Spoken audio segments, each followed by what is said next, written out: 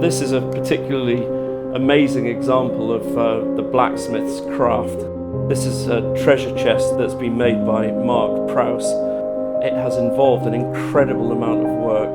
The detail is phenomenal.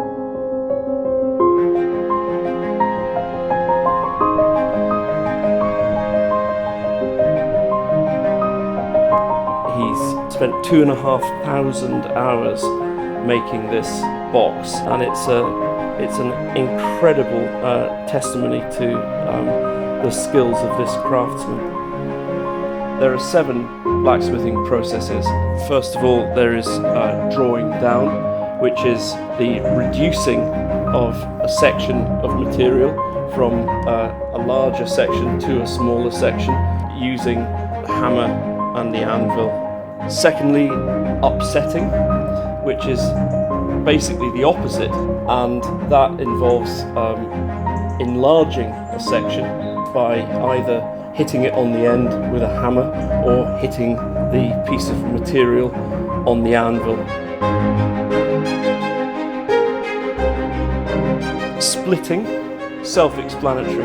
It's fairly straightforward. Using a chisel and a hammer, that's the traditional way of doing it, simply causing the material to part, and from then on you can do various things with the bits that you've split. Twisting, again self-explanatory. Heat the material up and holding one end of it in, say, a vise, and using a wrench or tongs, twist the material, cause the effect that you can see here.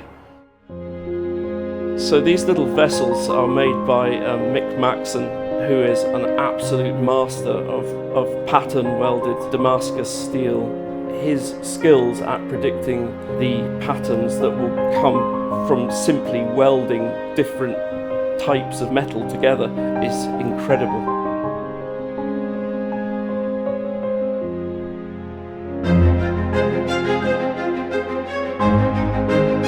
Bending, heat the material up, and using various tools change the direction in which it's orientated to achieve varying decorative effects.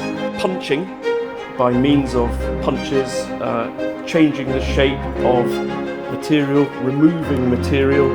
And finally, welding, which is a fusion process whereby 2 separate sections of the same material can be joined by means of heat and hammering. With any luck, they will join, and making one piece effectively.